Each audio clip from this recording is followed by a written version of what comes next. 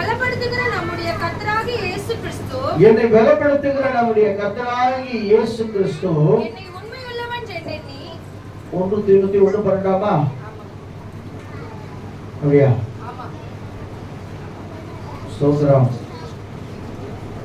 2 தீமோத்தேயு 1:12 கொஞ்சம் கன்ஃபியூஸ் ஆக வாசிங்க. நான் விசுவாசித்திருக்கிறவர் இன்னார் என்று அறிவேன்.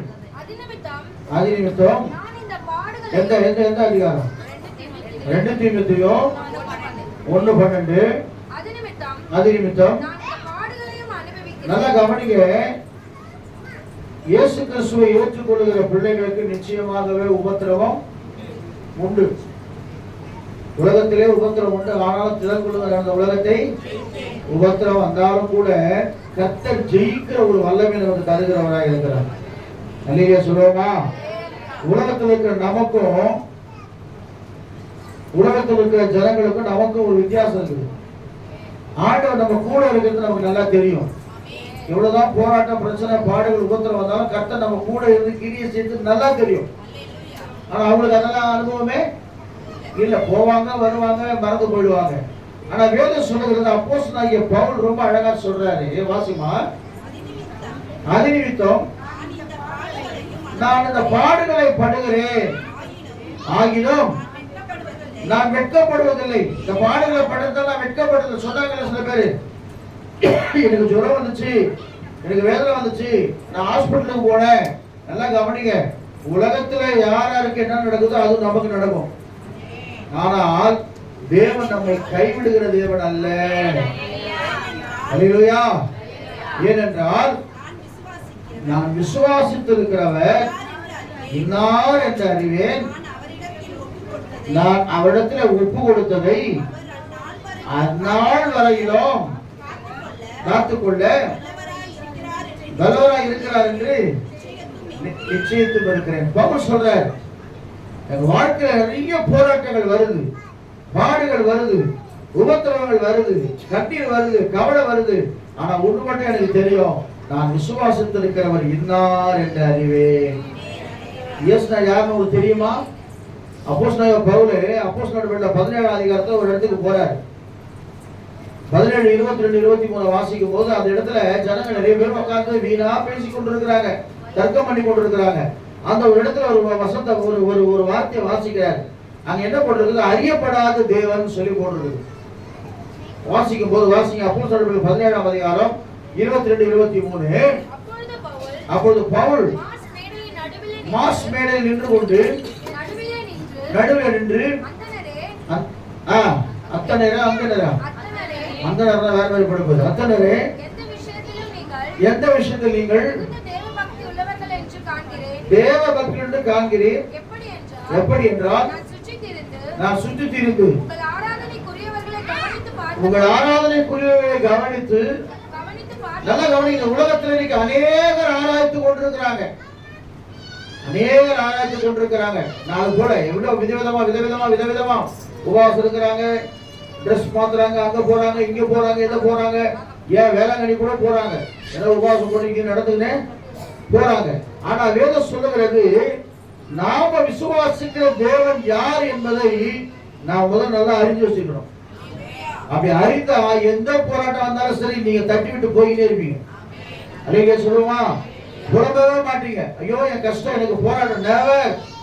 என்ன வந்தாலும் நம்புவேன், இயேசு என்னோடு கூட இருக்கிறார். அவர் யாருன்னா உலகத்துல சொல்றாங்க அவர் யாருன்னு. நிறைய பேருக்கு இயேசு யாருன்னு தெரியல. அல்லேலூயா சொல்லுவோமா?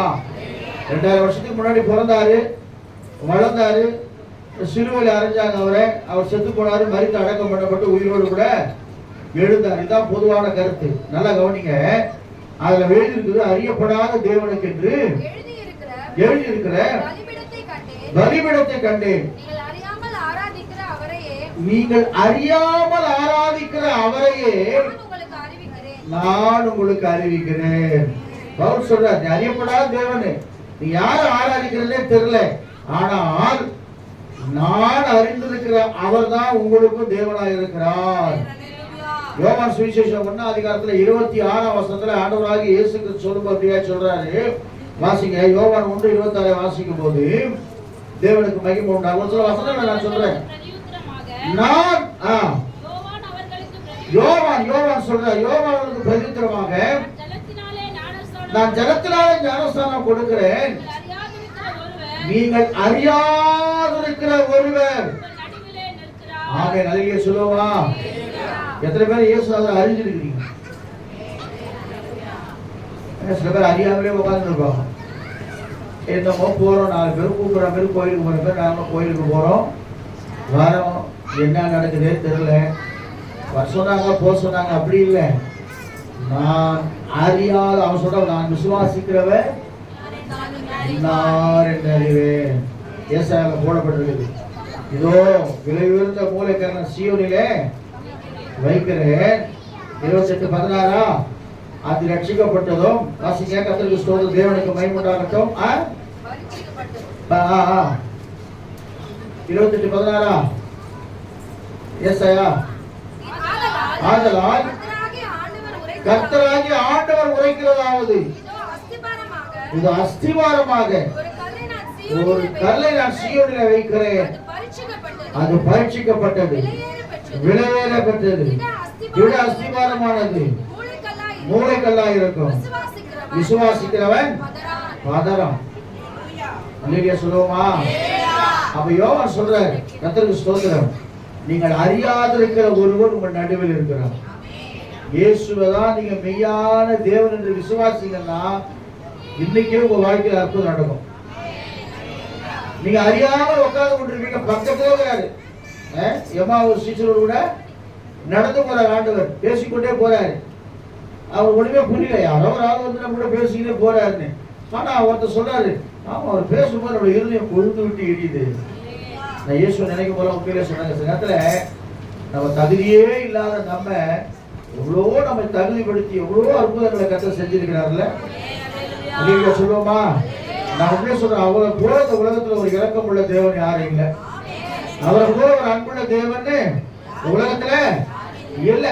மனுஷனுடைய அன்பெல்லாம் சும்மா. கர்த்தருக்கு ஸ்தோத்திரம், தேவனுடைய அன்பு விலையேற பெற்றதா இருக்கிறது.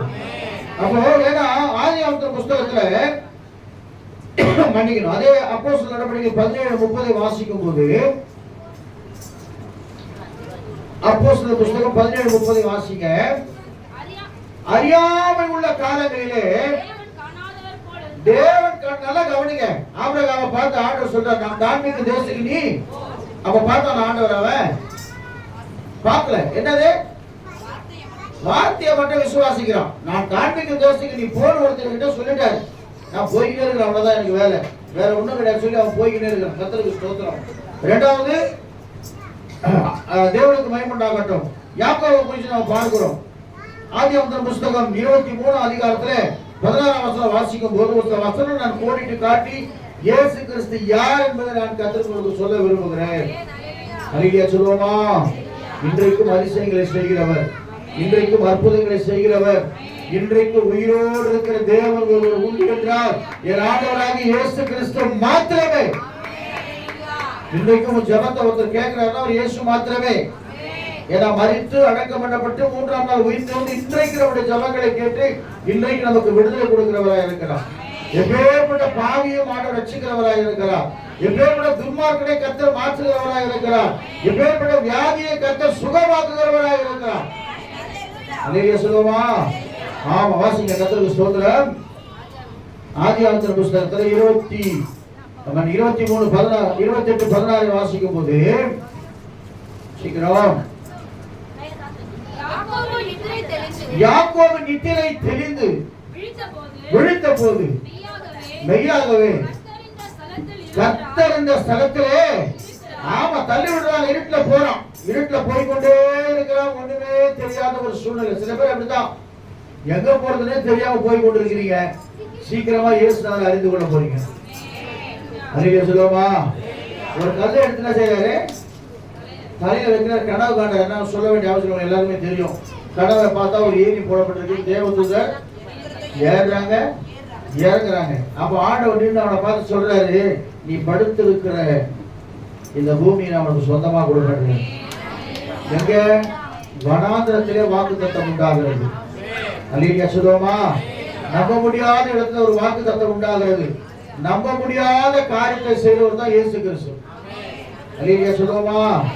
நீ பாருங்க, பிறவியிலே ஒரு சப்பானி வெள்ளிய பொருளிடத்துல இல்லைன்னு சொல்லி சொன்ன உடனே அவன் எழுந்து இருக்கிறான். அதான் அற்புதம். அந்த அற்புதத்தை நீங்க செய்ய போறீங்க. பார்க்கலாம், வாசிங்க அந்த வசனத்தை. அவன் பயந்து இந்த ஸ்தலம் எவ்வளவு பயங்கரமா இருக்கிறது, இது தேவனுடைய வீடே இல்லாமல் வேறல்ல, வானத்தின் வாசல் என்று என்றால் போதும். கர்த்தருக்கு ஸ்தோத்திரம். அவன் அறியல, அவன் என்ன தெரியல, ஒண்ணுமே தெரியல, யாருன்னே தெரியல. ஆனா ஆபிரகாமுக்கு வாக்குத்தத்தம் பண்ணினவர், ஈசாக்குக்கு வாக்குத்தத்தம் பண்ணினவர், யாக்கோபுக்கு ஒரு வாக்குத்தத்தம் பண்ணுகிறார். உங்களுக்கு வாக்குத்தத்தம் பண்ணார் இல்லையா கர்த்தர்? உங்க பிள்ளைகளுக்கு ஒரு வாக்குத்தத்தம் கர்த்தர் வச்சிருக்கிறார். நேரத்தை நிறைய வாக்குத்தத்தம் கொண்டு வந்தாங்க, அதுக்காக ஸ்டிக்கர் ஓட்டி வச்சுக்கிறேன். அல்லேலூயா சொல்லுவோமா? ஆண்டவர் வாக்குத்தத்தத்தில் உண்மை உள்ளவர், வாக்கு மாறாதவராக இருக்கிறார். யாக்கோபு ஒண்ணுமே தெரியல. சில பேர் அப்படியே உண்மை இன்னமும் நான் சொல்றேங்க, தீர்க்க தரிசனமா சொல்றேன், நான் சொல்ல ஆவியில சொல்றது நான் சொல்றேன். இன்னும் கூட சில பேரு வடாந்திரத்துல இருட்டில் எங்க போறதுன்னு தெரியாம போய் கொண்டிருக்கிறீங்க.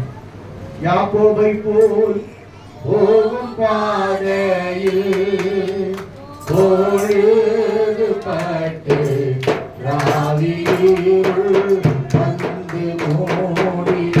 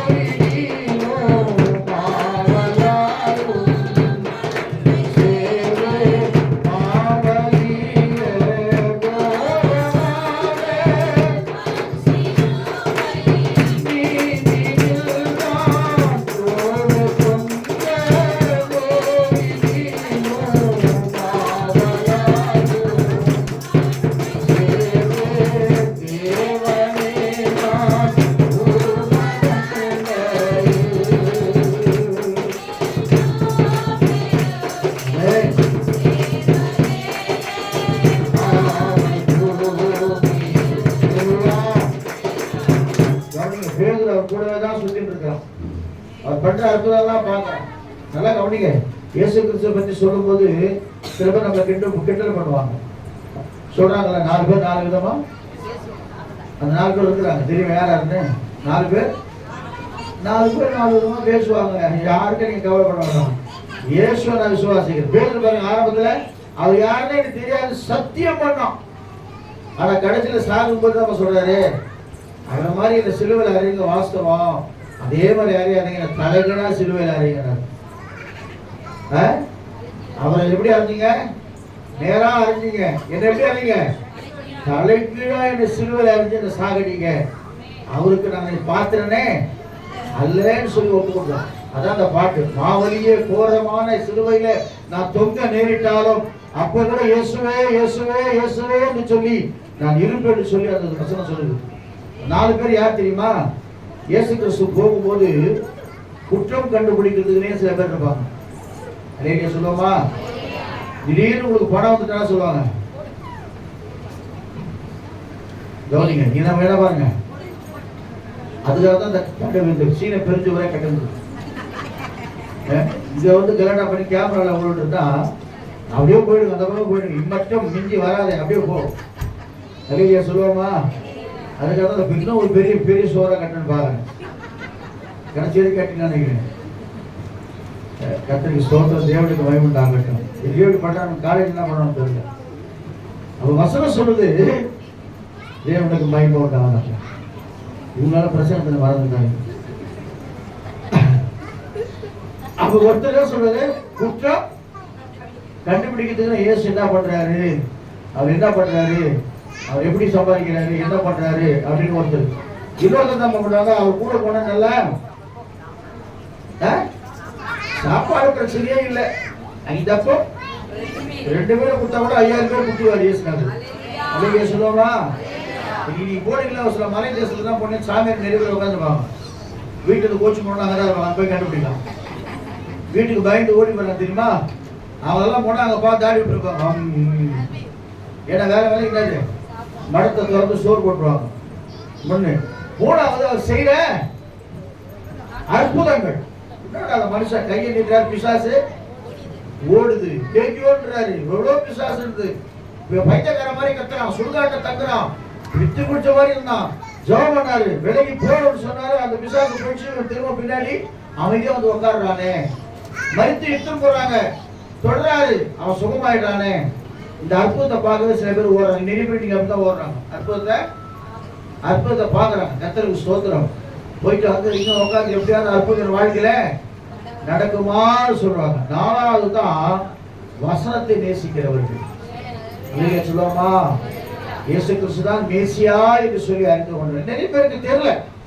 ஏன்னா வேதம் சொல்லுகிறது தேவனுக்கு மகிமை உண்டாகட்டும். மத்தேயு சுவிசேஷம் 3ஆம் அதிகாரம் 11ஆம் வசனத்தை வாசிக்கும் போது வேகமா வாசிங்க. கர்த்தருக்கு ஸ்தோத்திரம். மத்தேயு 3:11. மன திரும்பலுக்கு ஏற்ற கனிகளை கொடுங்கள். நான் ஜலத்தினால் உங்களுக்கு ஞானஸ்தானம் கொடுத்தேன். எனக்கு பின் வருகிறவர் என்னிலும் வல்லவராக இருக்கிறார். அவருடைய பாதரட்சையை யோவான் தான் பெரிய ஆள் நினைச்சிருந்தாங்க அன்னைக்கு. ஆனா யோவான் சொல்ற, இதோ உலகத்தின் பாவங்களை சுமந்து தீர்க்கிற தேவ, எனக்கு கூட அவர் யாருன்னு தெரியல. ஆனா ஆவியானவர் சொன்னார், எனக்கு யார் கர்த்தருக்கு ஸ்தோத்திரம், ஆவியானவர் யார் மேல புறாவை போல இறங்குறாரோ அவர் தான் உண்மையான மேசியாரை பார்த்துக்கோ சொல்றாரு. நான் முதல்ல யாருன்னு அவருக்கு உண்மையிலேயே சொல்றேன், நமக்கு யாருன்னு தெரியல. ஏசுனாரு இது வரைக்கும் எப்படின்னு தெரியல. ஆனா இப்பதான் எனக்கு வயசு ஆகத்தான் அவருடைய அன்பை நம்ம அதிகமா ருசிக்கிறோம். சிலருக்கு வாய்ப்பு தெரியாது. ஏசுனாரு நம்ம என்ன பண்ணாலும் நம்ம கூட கர்த்தர் இருக்கிறாரு, அந்த உணர்வு வந்துட்டா போதும். நம்ம எது செஞ்சாலும் கர்த்தர் நம்ம கூட ஆகார் வனாந்தரத்தா இருக்கிறார். ஆகார் வனாந்தரத்தா சுத்தி கொண்டிருக்கிறார். ஆனா கூடவே யோசனை இருக்கிறார். தெரியுமா உங்களுக்கு? அவருக்கு தெரியல கூட ஒருத்தர். ஆனா வந்துட்டு வனாந்தரத்தை வந்து என் கணவர் அனுப்பிச்சிட்டாரு, என்ன நடக்க போகுது தெரியலன்னு சொல்றாங்க. அப்பதான் ஆண்டு சொல்ற பிள்ளைகள் சத்தத்தை ஆண்டு கேட்கிறாரு. கேட்டு அங்கேயும் ஒரு நீர் உச்ச காண்பிக்கிறாரு. அந்த இஸ்ரவேல் ஜனங்க வராங்க. அவங்க கூப்பிட்டாங்களா, ஆண்டவரே நீ மேக ஸ்தம்பமா அக்னி ஸ்தம்பம் எனக்கு வாங்கினாங்களா? அவங்க கேட்கவே இல்லை. ஆனா ஆண்டவர் மேக ஸ்தம்பமா அக்னி ஸ்தம்பமா அவங்க கூடவே போறாரு. உங்க கூடவே இயேசு இருக்கிறார். விசுவாசி பாருங்க, உங்க கூடவே கர்த்தர் இருக்கிற. பாடவே வேணாம், உங்க கூடவே இருக்கணும். ஏன்னா வேதம் சொல்லுகிறது, ஏசாயா புஸ்தகம் 12ஆம் அதிகாரத்துல 6ஆம் வசனத்தை வாசிக்கும் போது, வேகமா வாசிக்கும் ஒரு சில வசனம் சொல்லி நான் கட்டளை சொல்றேன். ஏசாயா 12:6 வாசிக்கும் போது சீக்கிரம், சீயோனில் வாசமா இருக்கிறவர்களே நீ சத்தமிட்டு கம்பீரி, இஸ்ரவேலின் பரிசுத்தர் பெரியவராய் இருக்கிறார். தைரியமா சொல்லுங்க, என் கூட இருக்கிற பெரியவர். செப்பனியா புஸ்தகம் வசனம் சொல்லுது 3ஆம் அதிகாரம் 15, 16, 17 வாசிக்கும் போது சீக்கிரம். செப்பனியா 3ஆம் அதிகாரம் 15, 16, 17. கர்த்தர் உன் ஆக்கினைகளை அகற்றி. நல்லா கவனிங்க, ஆக்கினை மீன்ஸ் என்னது? உங்களுக்கு தண்டனைகள் எல்லாம் கர்த்தர் மாத்த போறாரு. விசுவாசுக்கு தண்டனை கொடுத்துதான். என்னது தண்டனை? வியாதி, பலவீனம், போராட்டம், பண கஷ்டம், நஷ்டம், மன கஷ்டம். சில பேர் இன்னும் கூட டிப்ரெஷன்ல இருக்கிறாங்க. நீங்க சொல்லுவோமா? டிப்ரெஷன் மீன்ஸ் மன அழுத்தம். நீ கேட்டு பாருங்க, தனியா கூப்பிட்டு கேட்டு பாருங்களேன். ஒவ்வொருத்தரும் இன்டர்வியூ பண்ற மாதிரி இருக்கணும். தனியா கூப்பிட்டு ஒரு என்ன பிரச்சனைன்னு சொன்னா நமக்கே பிரச்சனை ஆயிடும். அந்த மாதிரி பிரச்சனை வச்சிருக்காங்க. இல்லை கவனிங்க, என்ன பிரச்சனை கேட்டா நமக்கு ஒரு பிரச்சனை வந்துடும். ஏகப்பட்ட பிரச்சனை இன்னைக்கு மனுஷன் வச்சுக்கிட்ட தலையில சுமந்து கொண்டு இருக்கிறான். ஆனா வசனம் சொல்லுது, கர்த்தர் ஆக்கினைகளை அகற்றி உன் சத்துருக்களை விலக்கினார். அப்ப யாரு பண்றது? போயிட்டேன். யாரு பண்றது? சத்துரு. உனக்கு மரண பயத்தை கொண்டு வரது யாரு? உன் வியாதி கொண்டு வரது யாரு? உனக்கு பிசாசு மாதிரி உட்கார்ந்து யாரு? பிசாசு இல்ல, சாத்தான். அழகிய சொல்லுவோமா? பிசாசு நிக்கிறோம். லோக்கல் பிசாசுலாம் இல்ல. அழகிய சொல்லுவோமா? மேல உட்காந்துட்டானா எப்படி ஆள் பார்க்கறதுக்கு உங்களுக்கு தெரியாது. போறது வருத்தமா இருக்கும். அப்புறம் அடுத்து இப்ப வாசிங்க. இஸ்ரவேலின் ராஜாவாகிய கர்த்தர் நடுவில் இருக்கிறார், இனி தீங்கை காணாதிருப்பார். சொல்லுங்க, ஆண்டவர் உங்க நடுவில் இருக்கிறாரு. கொஞ்சம் கேப் இடம் உங்க உட்காருது. ஆண்டவர் உங்க நடுவில் இருக்கிறாரு, இனி தீங்கை நீங்க காண மாட்டீங்க. இனி தீங்கை நீங்க காணவே மாட்டீங்க. ஆக்கினைகளை கர்த்தர் அகற்றினார். நீ பாவம் செய்தாலும் பாவத்தை மன்னிக்கிற தெய்வம் இயேசு கிறிஸ்து. இயேசு கிறிஸ்து ரத்த சகல பாவம் இருக்கிறமை சுத்திகரிக்கும். என்னதான் நீ பாவம் பண்ணி அசுத்தமா இருந்தாலும் இயேசுவே என்று சொல்லும்போது உனக்கு இறங்கி கிரி செய்கிற தேவனாக இருக்கிறார். அதான் 103 சங்கீதத்துல இருந்து உன் அக்கிரமங்களை எல்லாம் மன்னித்து உன் நோய்களை எல்லாம் குணமாக்கி உன் பிராணனை அழிவுக்கு விலக்கி மீட்டு உன்னை நன்மையினாலும் கிருபையினாலும் இரக்கத்தினாலும் முடிசூட்டி கழுவுக்கு சமானமாய் உன் வயது திரும்ப வாழ வயது போவாகிறது. ஒடுக்கப்படுகிற யாவருக்கும் செய்கிறார். அது ஃபுல்லா நீங்க வாசிச்சு பாருங்களேன். ஒரு வசனம் மிஸ் பண்ணவே மாட்டீங்க. எழுதுமா, என் ஆத்துமாவே கர்த்தரை. அந்த ஆத்துமா கர்த்தரை ஸ்தோத்திரம் பண்ணும் பொழுது நான் காலையில பண்ணோம் 100 ஸ்தோத்திரம் பண்ணணும். அதையா சொல்லுவோமா? காலையில வந்தவொடனே முதல் வேலை என்னது?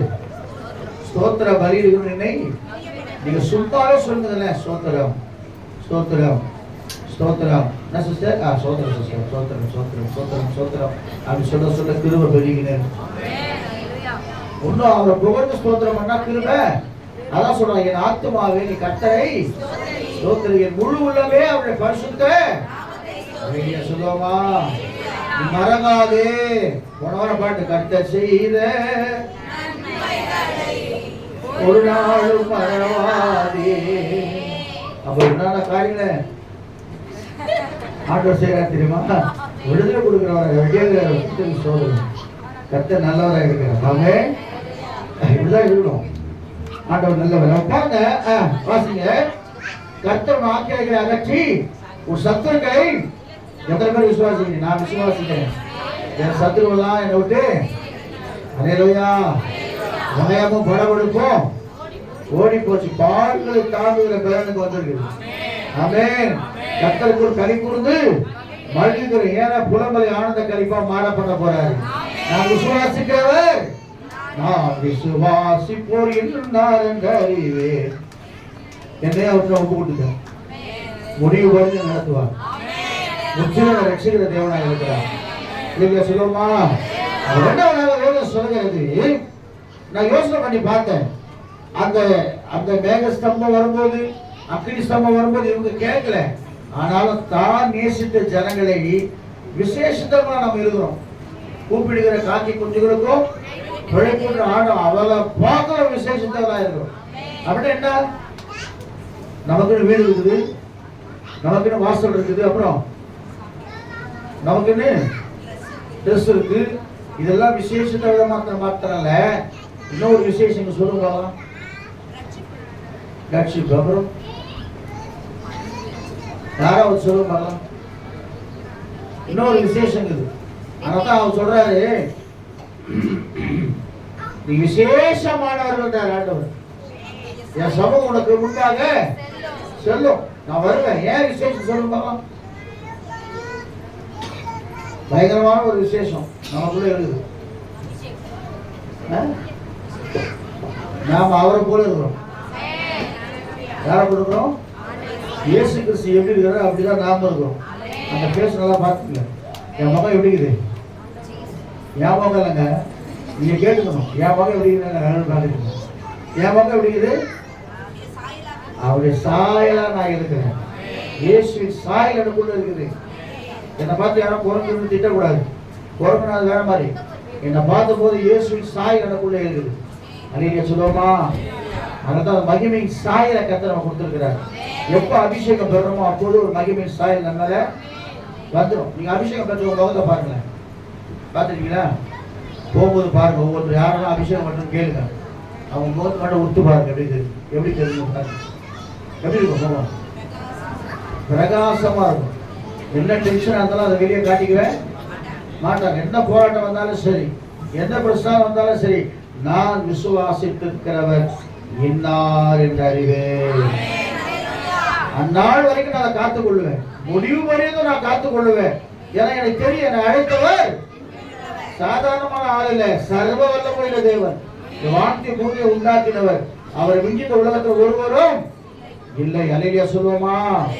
இதனால்தான் அவர் தைரியமா சொன்னாங்க. சாத்ராக் மேஷாக் ஆபத்நேகோ சொல்லும் பொழுது, தானியேல் புஸ்தகத்துல 3 அதிகாரம் 15-16 வாசிக்கும் போது, நாங்கள் ஆராதிக்கிற எங்கள் தேவன் தெரியும். பாருங்க, பார்த்துருக்காங்களா? சாத்ராக் மேஷாக் ஆபத்நேகோவுக்கு ஆண்டவர் யாரும் தெரியுமா? இப்ப நம்ம சொல்றோம் இயேசு கிறிஸ்து தான் மெய்யான தேவன் என்று. புதிய ஏற்பாட்டு காலத்துல, பழைய ஏற்பாட்டு காலத்துல யாருன்னே தெரியாது. ஆனா சொல்றோம், நாங்கள் ஆராதிக்கிற தேவன் எங்களை தப்பு. அதாங்க விசுவாசம். பார்க்கல, இந்த கரண்ட பார்க்கல, ஆனா சுவிட்ச் போட கரண்ட் எரியுது. காத்த பார்க்கல, ஆனா காத்து வருது. டிவியை போடுறோம், எங்கேயோ சுத்திங்கிற சேனல் எதுவும் வருமோ அது வருது. இதெல்லாம் நம்ம நினைக்கிறோம். ஆனா ஆண்டவர் மாதிரி நம்ம என்ன செய்யறோம்? என் பக்கத்துல இல்ல, என்னை விட்டு தூர போயிட்டாரு, எனக்கு ரொம்ப வேதனையா இருக்குது, ஏச்சு எங்கிறாருன்னே தெரியல. ஒரு டெத்துக்கு போயிருந்தான். போட்டோ லைனா வீட்டில் வச்சுக்கிறாங்க. இறந்து போனவங்க போட்டலாம். அதை பார்த்து சொல்றாங்க, நீங்கெல்லாம் எங்க போயிட்டீங்க? எனக்கு அந்த இடத்துல ஒரு என்ன சொல்றதுன்னு தெரியல. அந்த லைனா போட்டோ மாட்டி வச்சுக்கிறாங்க. செத்து போனவங்க போட்டாலாம் அதெல்லாம் அந்த காலத்துல மாட்டுவாங்க. தயவுசெய்து அதெல்லாம் மாட்டாதீங்க. வேணா ஆல்பத்தில் தான் செய்யுங்க, வச்சுக்கங்க. ஆல்பத்தில் வச்சு அப்பாவும் பார்த்துக்கணும். எங்க அப்பா போட்டா எங்க அம்மா போட்டா எங்க இருக்குன்னு தெரியாது. அல்லேலூயா சொல்லுவோமா? அல்லேலூயா சொல்லுவோமா? என் போட்டோ ஒன்று ரெடி பண்ணி வச்சுட்டு இங்க ஹாலில் வச்சுக்கிறாங்க. அது இல்லை, நம்ம உயிரோடு இருக்கிறோம் போட்டோ வச்சுக்கிறோம். செத்து போனோம் போட்டோ வச்சுட்டா தெரியுமா? திடீர்னு பார்க்கும்போது நம்மளே உடச்சுக்க வர மாதிரி இருக்கும். இப்படி போனா அப்படி வரும், அப்படி போனா அப்படி வரும். அது ஒரு பயம் வந்துடும். பாத்தீங்களா? அவங்க எல்லாம் சொல்றாங்க, நீங்கெல்லாம் எங்க போயிட்டீங்க? அவங்க பணத்தை வைக்கிறாங்க. அவங்க எங்க போனாங்க யாருக்குமே காப்பாத்தாம விட்டீங்களே, எங்க போயிட்டீங்க? இது கூப்பிட்டு கொட்டலாம் பண்ணுச்சு. எங்க போனாலும் அவங்களுக்கே தெரியாது. நமக்கு நித்திய ஜீவன் இயேசு கூட செத்தா பரலோகத்துக்கு போகணும்னு தெரியும். அல்லேலூயா. அவங்களுக்கு தெரியுமா? அவங்க போட்டல வைக்கிறாங்க. அங்க போய் சொல்றேன், எங்க போயிட்டீங்க? எங்க போயிட்டாங்க? நான் கூப்பிட்டு கேட்க அது ஒரு பிரச்சனை ஆயிடும். என் வாய் சும்மா கேட்டுருக்கேன். நோரால கேட்டு போவார் நிறைய இடத்துல. என் வைஃப் அடிவு சொல்லுவாங்க, யாரால கேட்டு நோரால கேட்டு. அல்லேலூயா சொல்லுவோமா? இந்த சத்தியத்தை அறிஞ்சவங்க கம்னு இருக்க மாட்டாங்க. தெரியுமா? உங்களுக்கு வாய் சும்மா இருக்காது. சில இடத்துல மூலதனமா நடக்கும் போது, சில இடத்துல இப்படியெல்லாம் பண்ணும்போது கர்த்தர் அப்படியெல்லாம் விரும்பல. நீ நேசிச்சு உங்க இருதயத்தை கொடுத்தா போதும். இருதயத்தை கொடுத்துட்டாலே அவர் உனக்குள்ள வந்துட்டாரு. உனக்குள்ள சமாதானம், சந்தோஷம், மகிழ்ச்சி, ஆசீர்வாதம் எல்லாத்தையும் கற்றுக் கொடுத்துருவார். முதலாவது தேவனுடைய ராஜ்யத்தை நீங்க தேடு. நம்ம வசனம் சொல்லுது, நாங்கள் ஆராதிக்கிற எங்கள் தேவனை தப்புவிக்க வல்லவராய் இருக்கிறார். அவர் எரிகிற அக்கினி சூளைக்கும் ராஜாவாகி உங்களுடைய கைக்கும் நீங்களாக்கி விடுவிப்பார். அப்ப யார்? இயேசு கிறிஸ்து உன்னை விடுவிக்கிற தேவன். ஞாபகம் வச்சுங்க, உன்னை விடுவிக்கிற தேவன். யாரும் உன்னை விடுவிக்க முடியாது. ஒரு மனுஷன் உன்னை விடுவிக்க முடியாது.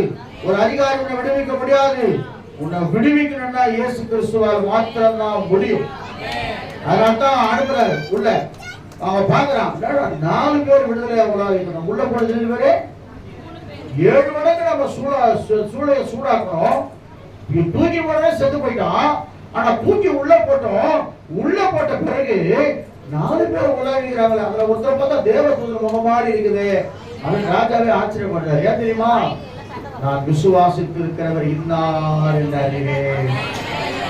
அதனால நீ அப்படியே அமைதியா இருக்கக்கூடாது. எனக்கு தெரியும், நான் விசுவாசிக்க ஜெபம் பண்ண மாட்டேன், பைபிள் வாசிக்க மாட்டேன், சர்ச்சுக்கு வர மாட்டேன், ராமத்துக்கு மட்டும் வருவேன். அந்த மாதிரிலாம் காமெடி எல்லாம் பண்ணாதீங்க. தயவுசெய்து சொல்றேன். ஒவ்வொரு நாளும் ஆண்டு ருசிச்சு பாருங்க. கர்த்தர் நல்லவர் என்பதை எப்படி தெரியும்? நீ ஜெபம் பண்ணும்போது கூட பேசுவார், நீ வேதம் வாசிக்கும் கூட பேசுவார், நீ ஆராதிக்கும் போது கர்த்தர் கூட பேசுவார். கூட எஸ்தர் சொல்லும்போது நிறைய தீர்க்க வசனமா வந்துச்சு. எத்தனை பேர் கேட்டீங்கன்னு தெரியாது. அதுக்கப்புறம் உட்காந்து அப்படியே யோசனை பண்ணி கேட்டிருந்தேன். இல்லைங்க பாசம் நின்று தூங்குறா நினைச்சிருப்பீங்க. ஆனால் நான் எல்லாத்தையும் யாராவது அப்சர்வ் பண்ணுவேன். ஒருத்தர் பேச பார்க்கும்போது அப்சர்வேஷன் அப்படியே வரணும். அல்லேலூயா சொல்லுவோமா? அதான் ஆவிகளை பகுத்தறிகிற வரம். ஒரு அந்த ஆறாம் நடக்கும்போது ஒரு ஆவி கிரியை செஞ்சுட்டீங்க பயங்கரமா. நான் சொல்ல விரும்பல. அந்த ஆவி நான் அப்புறம் தான் அபிஷேகத்தை நிரம்பி அதை கட்டி வெளியே போன்னு சொல்லி சொன்னேன். அது நிறைய பேர் தெரியுமா உங்களுக்கு? அப்படியே ஆறாவது நடக்கும்போது ஆறாவது நீங்க அப்படியே அபிஷேகத்தில் இறங்குங்க. கர்த்தருக்கு ஸ்தோத்திரம். அப்படியே இறங்கும்போது தேவனுக்கு மகிமை உண்டாவதாக நான் அப்படியே பார்த்தேன். அந்த ஆவி அப்படியே மோதுது, வந்து என் கூட மோது, அப்படியே என்கிட்ட மோதுது. கர்த்தருக்கு ஸ்தோத்திரம்.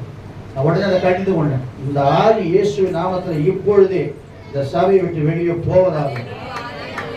அபிஷேகத்தை நிரம்பின போயிடுச்சு. அல்லேலூயா சொல்லுமா? அப்போ என்னன்னா ஆண்டவரை ஆராதிக்கும் போது தான் தெரியும். நம்ம பாருங்க, சாத்ராக் மேஷாக் ஆபேத்நேகோ யாருன்னே தெரியாது. ஆனா ஒரு விசுவாசம், நான் விசுவாசிக்கிறேன், எனக்கு தெரியுதா, நான் கும்பிட மாட்டேன். அவரை பார்க்க பண்ணா வேதம் சொல்லுகிறது அவரை கர்த்தர் விடுதலை ஆக்கிட்டாங்க. தானியேல் அப்படிதான் ஜெபம் பண்ற மனுஷன் தான். என்ன ஜெபம் பண்ணான்னு தெரியாது. எருசலேமை நோக்கி அவன் ஜெபம் பண்ணி கொண்டிருக்கிறான். எல்ஷடாய் சர்வ வல்லவரே, என்னை காப்பவரே, என்னை காப்பவரே அப்படி சொல்லி அவன் ஜெபம் பண்ணி கொண்டிருக்கிறான். வேதம் சொல்லுகிறது. அப்பதான் அவர் கேட்கிறாரு, நீ இடைவிடாமல் ஆராதிக்கிற உன் தேவனை தப்புவிக்க. என்ன இடைவிடாமல் ஆராதிக்கிறவனுக்கே பிரச்சனை இருக்குது. என்னைக்கோ ஒரு நாள் ஜெபம் பண்ண பிரச்சனை வருமா வராதா? டெய்லி ஜெபம் பண்ண பிரச்சனை வரும்.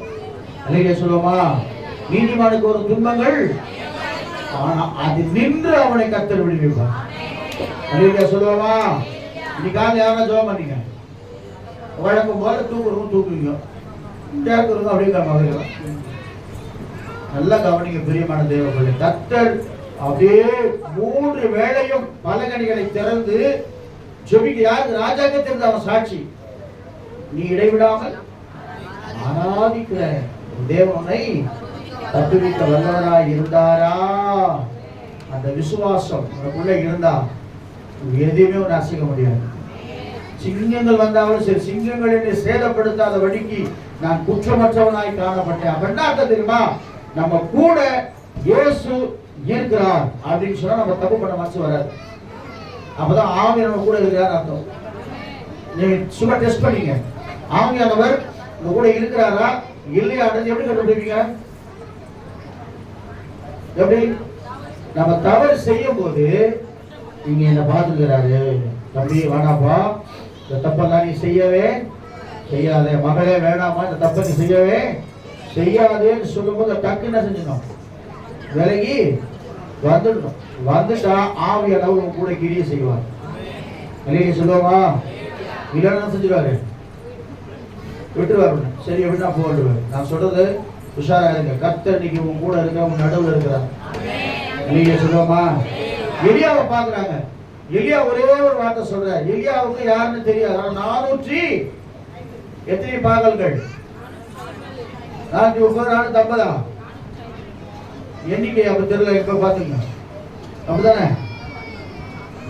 450 பாகங்கள் தீர்க்கதரிசிக்கு முன்பாக ஒரு சொல்றாரு. ஒரு கமெண்ட் பாருங்களேன். 1 ராஜாக்கள் 18:32.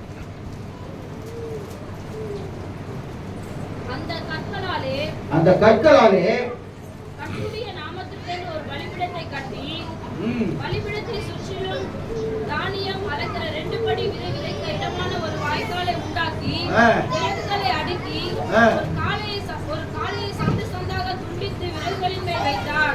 பிற்பாடு அவர் நீங்கள் 4 குடம் தண்ணீர் கொண்டு. இதுக்கு ஆவிக்குரிய அர்த்தம் வேற. நான் சொல்ல டைம் ஆயிடும்.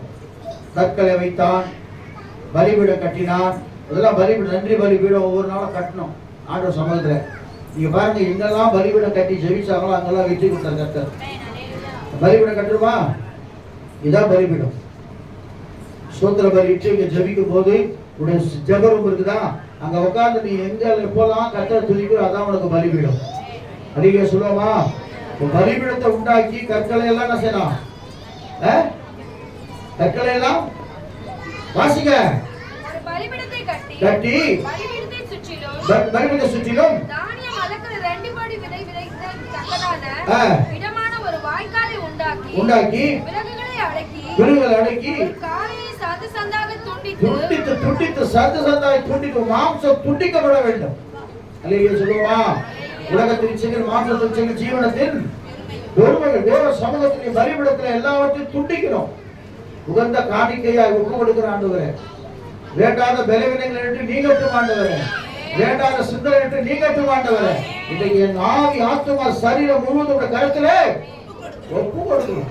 அல்லேலூயா சொல்லுவோம். அடுத்தது விறகுகளின் மேல் வைத்தான். பிற்பாடு அவன் இந்த 4 குடம் தண்ணீர் கொண்டு வந்தான். என்ன பண்ணுவோம் எல்லாம் சொல்லிட்டாங்க. அவங்க இரவு வரைக்கும் சாயந்தரம் வரைக்கும் பண்ணி பார்த்தாங்க. வாங்க வாங்க வாங்க, வெட்டிக்கிறானுங்க, கீறிக்கிறானுங்க, ரத்தம் ஊத்துது. அப்போ அவன் கடவுள் வரல. ஆனா எரியா பாருங்க, இன்னும் கூல் பண்றாரு அந்த பலிபீடத்தை. பண்ணிட்டு சொல்றாரு, வாசிங்க கர்த்தருக்கு ஸ்தோத்திரம். 36 வாசிங்க, 36 வாசிங்க. அந்தி பலி செலுத்தும் நேரத்திலே எலியா வந்து ஆபிரகாமுக்கும் ஈசாக்குக்கும் யாக்கோபுக்கும் தேவனாகிய கர்த்தாவே, இஸ்ரவேலின் தேவன் என்றும் நான் உம் ஊழியக்காரன் என்றும் எல்லாம் உம்முடைய வார்த்தையின்படியே செய்தேன் என்றும் இன்றைக்கு விளங்க பண்ணோம். இன்றைக்கு கர்த்தர் விளங்க பண்ண போறார். தைரியமா சொல்றேன், நான் உங்களுடைய ஊழியக்காரன், நான் உங்களுடைய பிள்ளை. பாடுறோம், தெரிந்து கொண்டார் மகளாக தெரிந்து கொண்டார் நான் இயேசுவின் பிள்ளை. ஒரு மணிக்கு பேய் கத்தா பைபிள் அங்க வந்துருக்கேன். நாயெல்லாம் பொழிக்குது 12 மணி கரெக்டா.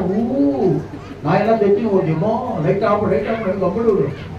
ஆனா பாட்டு பயமே இல்லை. அல்லேலூயா. ஆமா, கழுவப்பட்டேன் இயேசுவின், ஆமா சுகமானேன் இயேசுவின் காயங்களால். நீங்கெல்லாம் பாடிவிட்டு நான் என்ன செய்வேன்? ஆடறது பைபிள் இருக்கு. ஐயோ என்ன இருக்குமா? அதெல்லாம் வேணாம். இன்னைக்கு ஆண்டவர் சொல்றாரு, நான் உங்களுடைய ஊழியக்காரன் என்பதை விளங்கப்பட சொல்லி அப்படி இறக்குறாரு பாருங்க. நாக்கிங்க பாருங்க, வாசிங்க. கர்த்தாவே தேவனாகிய கர்த்தர் என்றும் தேவரே தங்கள் இருதயத்தை மறுபடியும் திருப்பினீர் என்றும் இந்த ஜனங்கள் அறியும்படிக்கு என்னை கேட்டருளும் என்றார். ஆமென். அப்பொழுது கர்த்தரிடத்திலிருந்து அக்கினி இறங்கி அந்த சர்வாங்க தகன பலியையும் ஆமென் விறகுகளையும் கற்களையும் மண்ணையும் பட்சித்து எல்லாவற்றையும் பட்சித்து வாய்க்காலில் இருந்த தண்ணீரையும் நக்கி போட்டது. அல்லேலூயா சொல்லுமா? அல்லேலூயா சொல்லுமா? நான் ஒருவன் மாத்திரம் நீந்திருக்க பாகாலின் படைகளை எதிர்த்திடுவேன். நான் ஒருவன் மாத்திரம் நீந்திருக்க பாகாலின் படைகளை எதிர்த்திடுவேன். நான் ஜெபிக்க அவர் தலையசைத்தார். நான் ஜெபிக்க அவர் தலையசைத்தார்.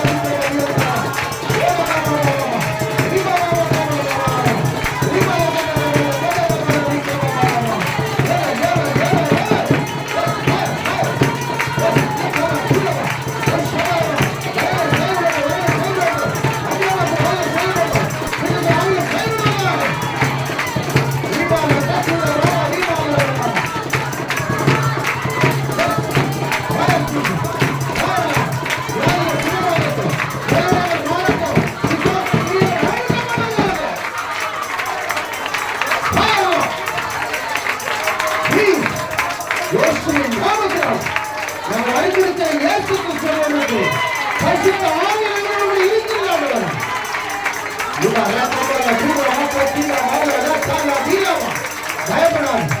இந்த கொண்டு சத்துருவின் கோட்டையை கட்ட முனைப்போம். நீ ஜெபிக்க ஜெபிக்க அக்கினி இறங்கும். அக்கினி இறங்கி எல்லாவற்றையும் கட்ட நிர்மலமாக வியாதி பலவீன போராட்ட பிசாசு கிரியைகள் சகல பாரங்கள் வர அழுத்தங்கள் மரண கட்டைகளை கட்டை வைத்து உடைக்கிறோம்.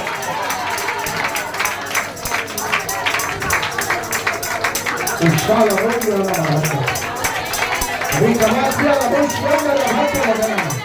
அநேக தீர்க்கதரிசிகளை கர்த்தர் எழுப்புவார்.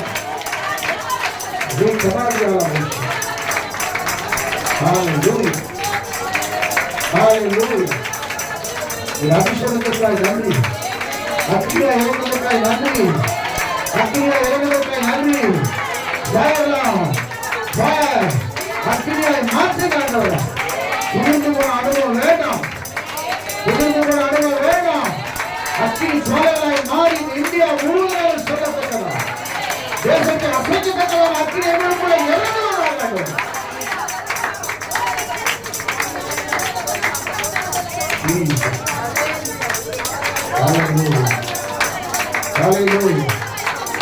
இந்தியாவை கொண்டு விளங்க பண்ணின ஆண்டவர் என்னை கொண்டு விளங்க பண்ண போறார். நீ சாதாரணமான ஆள் கிடையாது. உன்னை கொண்டு விளங்க பண்ண போறாரு. உன்னை விளங்க ஆளுநர் உன்னை கொண்டு கர்த்தர் தேசத்தை அசைக்க போகிறார். ஜெபிக்க ஜெபிக்க ஜெபிக்க ஜெபிக்க ஜெப ஆண்டுக்குள்ள வர உனக்குள்ள ஒரு மருத்துவம் உண்டாக போகிறார். மருத்துவத்தின் ஆவியை கண்டு தரப்போகிறார். அந்தகார கிரிகள் மரண கட்டுகளை கண்டு உடைச்சிருக்கிறார். ஓதி மாஸ்டர் ஊழி அந்தர மக்கள் நான் தெரியல ஊழி அந்திரி வைக்கமாக ஆவியானவரே உமக்கு நன்றி. எங்கள் மத்தியில் அசைவாடுவதற்காக நன்றி, எங்கள் மத்தியில் அசைவாடுவதற்காக நன்றி, எங்களை உயிர்ப்பித்ததற்காக நன்றி, எங்களை உயிர்ப்பித்ததற்காக நன்றி, எங்கள் பாவங்களை எரித்து ஸ்தாபனாக்குவதற்காக நமக்கு நன்றி, எங்கள் அக்கிரம சிந்தையை சுத்தெடுத்ததற்காக நன்றி ஆண்டவர். நன்றி நன்றி நன்றி நன்றி. அதிக சொல்லுவோமா, அதிக சொல்லுவோமா. இப்போதான் நம்ம அறியாத இருக்கிற மத்தியில் உலாவி கொண்டிருக்கிறோம். இன்னைக்கு அறிந்து கொண்டிருக்கிறோம். யோவான் சுவிசேஷம் 1 அதிகாரம் 29 வாசிக்கும் போது வேலை எப்படியா சொல்லுகிறது? வேகமா வாசிங்க. யோவான் 1:29. தேவனுக்கு மகிமை உண்டாகட்டும்.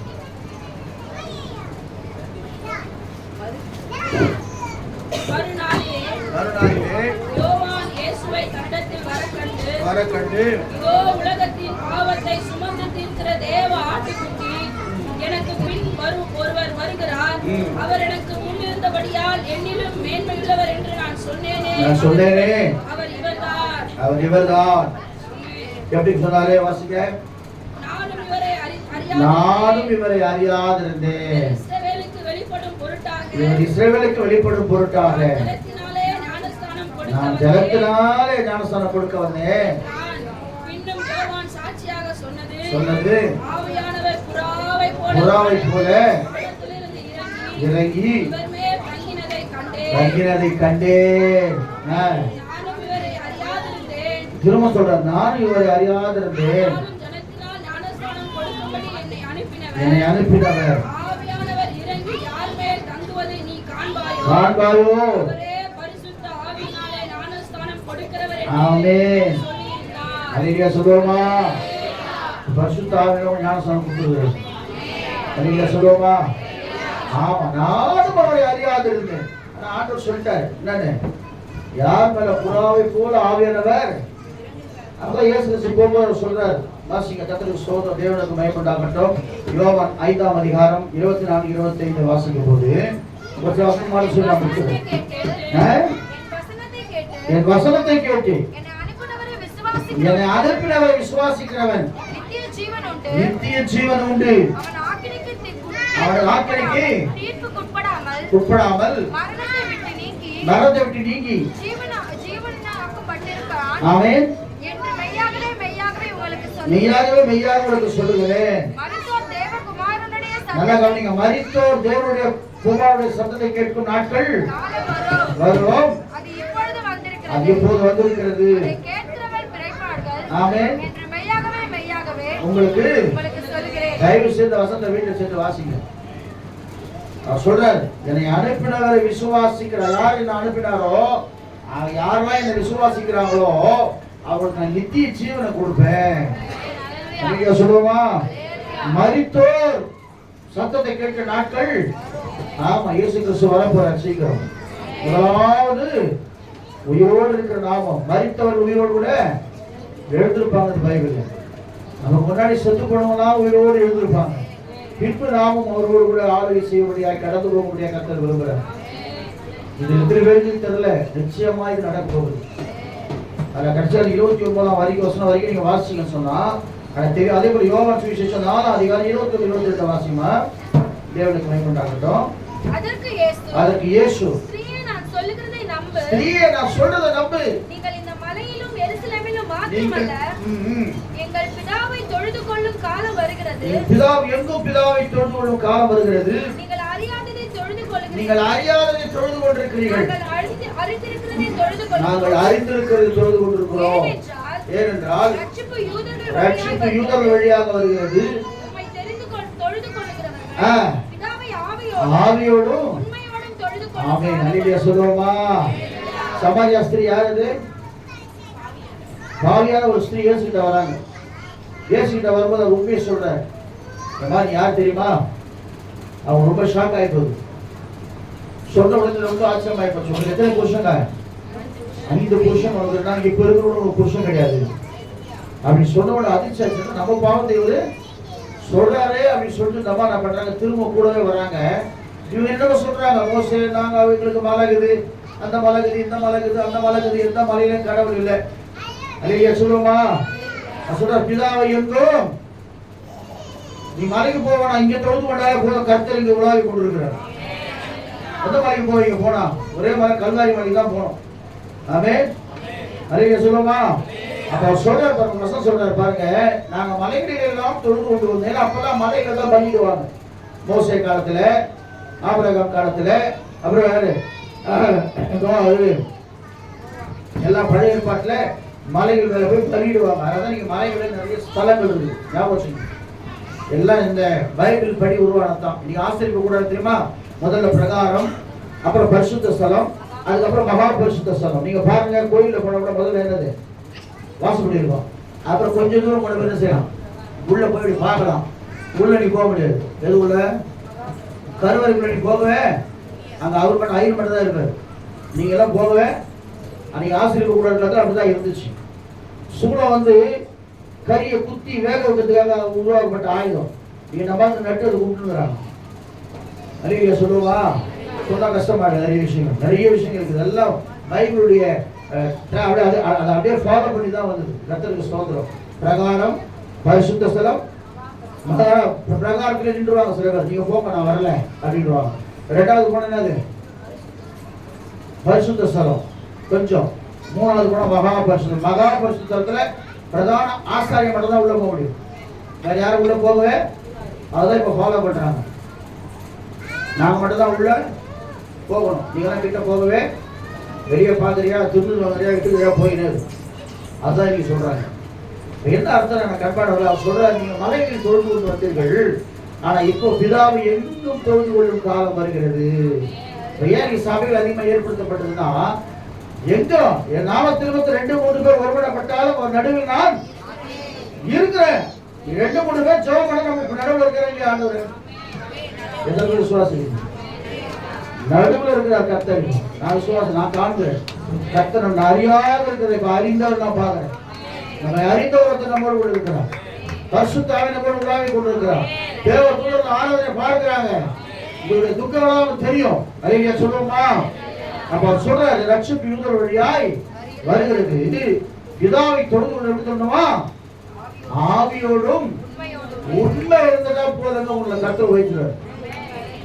ஜெபத்துல உண்மையா இருக்கணும், வேத வாசிப்புல உண்மையா இருக்கணும், ஊழியத்துல உண்மையா இருக்கணும், கொடுக்கப்பட்ட வேலையில உண்மையா இருக்கணும், பரிசுத்தத்துல உண்மையா இருக்கணும். எதெல்லாம் உண்மையா இருக்கின்ற பரிபூர்ண ஆசீர்வாதங்களை பெறுவார்கள். பைபிள் மரணம் வரைக்கும் உண்மையா இருக்கு. ஜீவனத்துல தருவாங்க. ஜீவனத்தை வாங்கணும்னா எப்படி இருக்கணும்? அதான் பவுல் சொல்ல ஆரம்பத்தில், என்னை உண்மையுள்ளவர் என்று எண்ணினபடியால் இந்த ஊழியத்தை கர்த்தர் வச்சிருக்கிறாங்க. நீங்க சொல்லுவோமா? அப்ப இரண்டாவதாக ஆண்டவர் சொல்ற வாசிங்க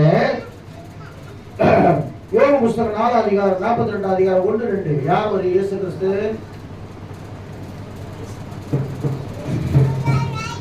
சமரிய ஸ்திரீ அப்பதான் போறாங்க. பிரதியுத்தரமாக தேவரீர் சகலத்தையும் செய்ய வல்லவர் அறிந்திருக்கிறேன். அப்ப என்னன்னா அவர் தான் சகலத்தையும் செய்ய வல்லவர். அவர் செய்ய நினைத்தது வாழ்க்கையில சகலத்தையும் செய்து முடிக்கிறது. சகீதக்காரன் சொல்றாங்க, எனக்காக யாவும் செய்து முடிப்பார். கர்த்தர் வாக்கு மாற மாட்டார். இரண்டாவது அதே யோபு சொல்றாரு 38 அதிகாரம் 41 வசனத்தை வாசிக்கும் போது, சீக்கிரம் வாசிங்க. காக்கை குஞ்சுகள் தேவனை கூப்பிட்டு அழைக்கிற போது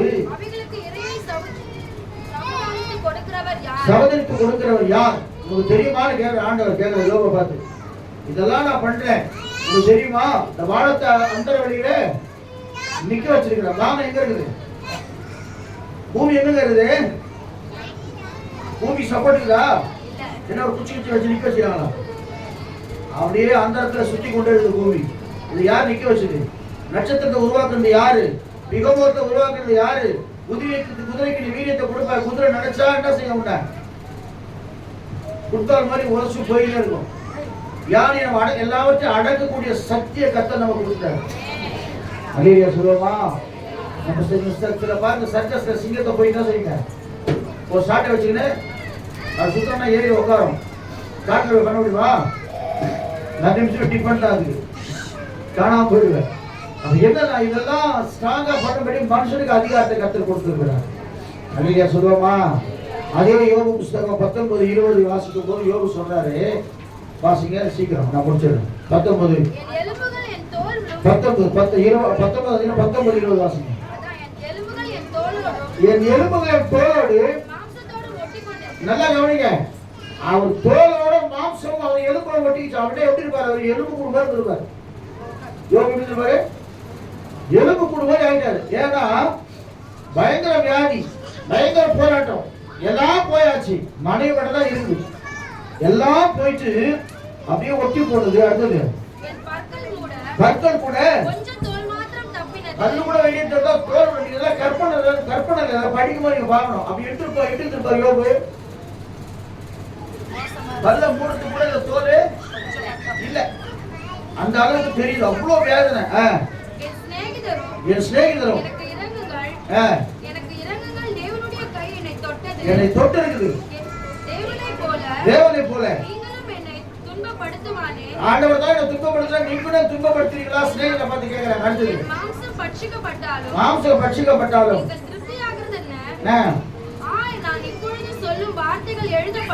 எழுதப்பட்டால் நலமாய் இருக்கும். வரையப்பட்டு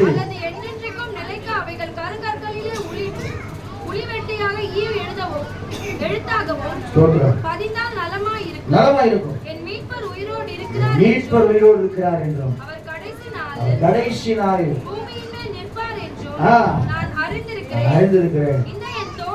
தோல் முதலான எல்லாமே அழிந்து போன பின்பும் நான் என் மாம்சத்திலே தேவனை பார்ப்பேன். அவரை நானே பார்ப்பேன், அந்நிய கண்கள் அல்ல. ஹல்லேலூயா. போதும். இந்த மனதால் இல்லையும் சோர்ந்து போகுது. இப்படியெல்லாம் எனக்கு வேதனை இருந்தாலும் கூட ஒரு விசுவாசம் எனக்குள்ள இருக்குது. என்ன விசுவாசம்? என் மீட்பர் உயிரோடு இருக்கிறார் என்றும் இந்த பூமியின் கடைசி நாளில் அவர் பூமியின் மேல் நிற்பார் என்று நான் அறிந்திருக்கிறேன். எப்ப சொன்னது? கிட்டத்தட்ட 5000 வருஷத்துக்கு முன்னாடி, இயேசு கிறிஸ்து பிறப்பதற்கு 3000 வருஷத்துக்கு முன்னாடி யோபு சொல்லிட்டார், என் மீட்பர். அப்ப அவர் விசுவாசம், நம்ம விசுவாசம். இயேசுவை பார்க்காம என் மீட்பர் உயிரோடு கூட இருக்கிறார். இந்த பூமியின் கடைசி நேரத்துல வந்து அவர் நிக்க போறார். யோபு சொல்லிட்டாரு. ஆனா நாம என்ன செய்யறோம்? இப்பவும் நீ பயப்படாத, நம்மோடு கூட யார் சொல்லி ஏத்தார சொன்னாரு அப்படின்னு நம்ம யோசனை பண்றோம். இல்லங்க, கூடவே கர்த்தர் இருக்கிறார். மீட்பர் உயிரோடு இருக்கிறார். அவர் நாம் சொன்ன பாருங்க, நான் விசுவாசிக்கின்றார் என்று அறிவேன். அதனால எவ்வளவுதான் பிரச்சனை வந்தாலும், போராட்டம் வந்தாலும், பாடுகள் வந்தாலும், இயேசுவின் நாமம் போல ஒரு நாமம் உலகத்துல இல்ல. பிலிப்பியர் 2ஆம் அதிகாரத்துல அவர் நாமமே அல்லாமல் வேறு நாமம் உலகத்துல வானோர் பூதலத்தோர் யாவும் நடுங்கும்படியான ஒரு நாமம். அப்போஸ்தலர் 4ஆம் அதிகாரத்தில் சொல்லப்பட்டிருக்கிறது, தள்ளப்பட்ட கல்லா இருந்த அவரை தான் தேவனிடத்தில் நிறுத்தினார். அவரால் என்று ரட்சிப்பு ஒருவரும் இல்லவே இல்லை. வாசிச்சு நம்ம 4ஆம் அதிகாரத்துல அப்போஸ்தலர் 4ஆம் அதிகாரம் 12ஆம் வசனமா, சீக்கிரம் வாசிங்க. அவராலே அன்றி ரட்சிப்பு இல்லை. நாம் ரட்சிக்கப்படும்படிக்கு வானத்தின் கீழங்கும் மனுஷருக்குள்ளே அவர் நாமமே அல்லாமல் வேறு நாமம் never never never never never. இயேசு ஒருத்தர் தான் உனக்கு விடுதலை கொடுக்கிறது. இது வரைக்கும் நீ அறியாம இருந்ததை இப்ப அறிஞ்சிக்கோ. இயேசுதான் என் ரட்சகர், இயேசுதான் என் ராஜா, இயேசுதான் சர்வ வல்லவர், இயேசுதான் அனைத்தையும் செய்து முடிப்பவர். அவர் நாமம் தான் பாவத்தை போக்கும், பயம் அதை நீக்கும், சந்தோஷம் கழிக்கும். பாவத்தை போக்கும், பயம் அதை நீக்கும், பரம சந்தோஷம் கழிக்கும். இயேசுவின் நாமம் இனிதான நாமம், இயேசுவின் நாமம் இனிதான நாமம். சாத்தானின் சேனையை பிடித்த நாமம், சாத பிசாசை துரத்திட நாமம்.